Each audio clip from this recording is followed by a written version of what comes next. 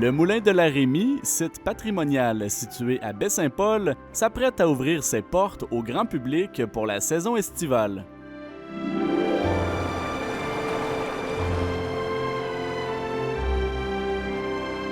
Fidèle à sa vocation, l'établissement poursuit ses efforts de mise en valeur des savoir-faire traditionnels qui sont liés à la production de farine haut de gamme.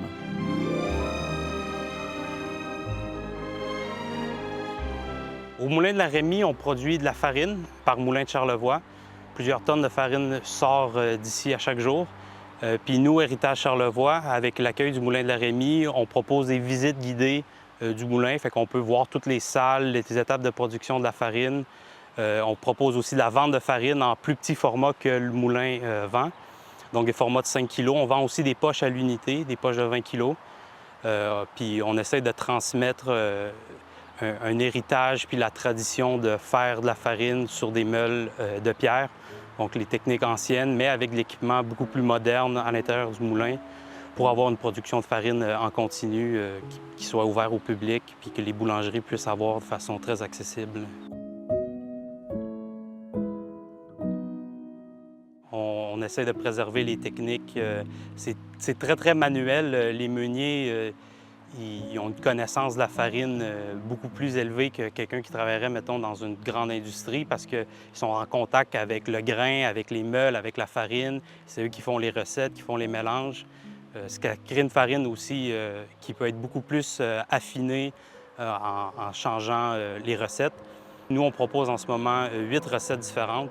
On a plusieurs sortes de grains, évidemment, mais c'est toutes des recettes qui ont été faites par Moulin de Charlevoix.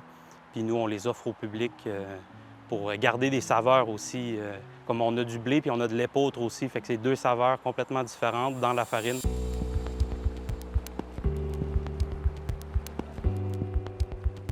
Pour l'été à venir, le site proposera une programmation enrichie qui sera marquée par plusieurs nouveautés destinées à bonifier l'expérience des visiteurs. Samedi, le 21, on ouvre officiellement. On va proposer, comme les ans derniers, une visite guidée du moulin. Il y a aussi des visites autonomes pour ceux qui veulent visiter le moulin de façon individuelle. Mais il y a quand même beaucoup d'informations sur nos panneaux pour guider le visiteur à travers chacune des salles.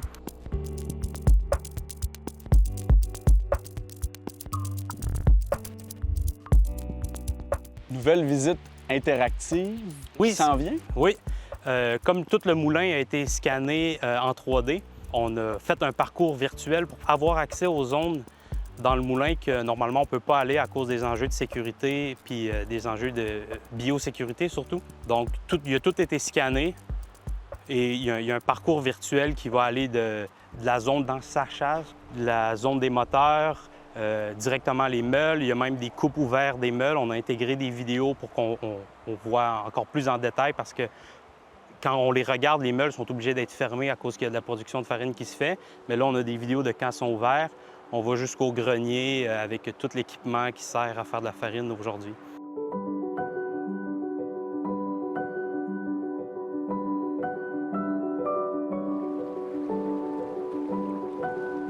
Une nouvelle salle d'exposition sera également ouverte au public au courant des prochaines semaines.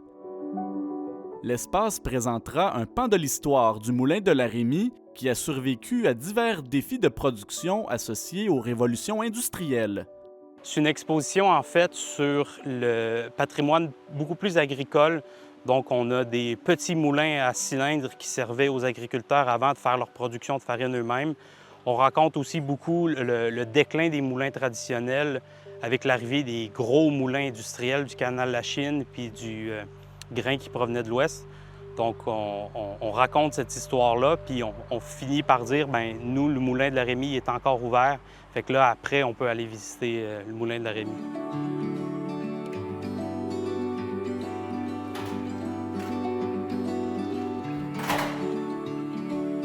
Autre nouveauté attendue, l'établissement vendra dès cet été de nouveaux formats de sacs de farine à des prix compétitifs.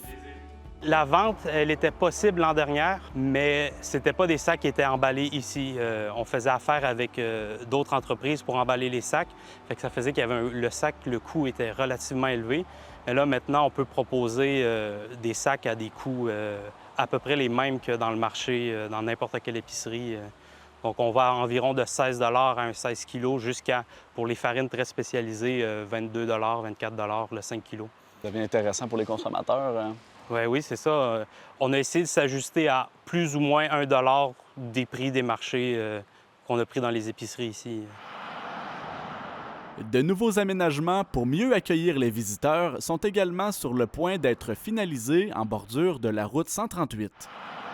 On est en train de finir de construire notre nouvelle aire d'accueil, fait qu'un grand stationnement pour pouvoir accueillir plus de visiteurs. On va avoir une nouvelle pancarte qui va être visible depuis la 138, beaucoup plus que celle qu'on a en ce moment.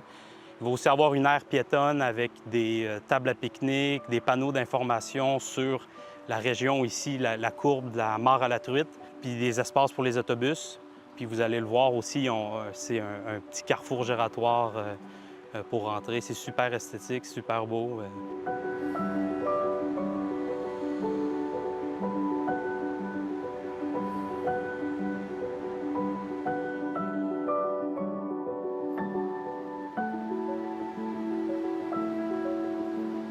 Héritage Charlevoix veille également à la conservation du patrimoine bâti du site historique dont l'origine remonte au 19e siècle.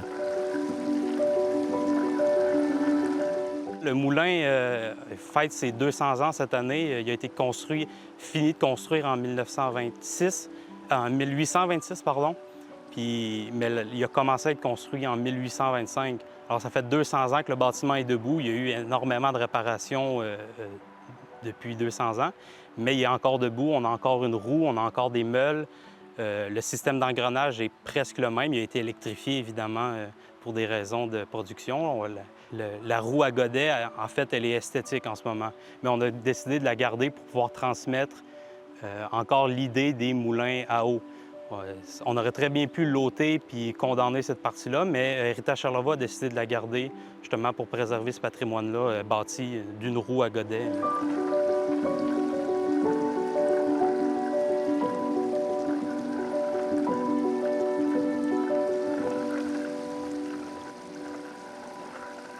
Pour en apprendre davantage sur le moulin de la Rémie ou pour prévoir une visite, les personnes intéressées peuvent consulter le site Internet d'Héritage Charlevoix.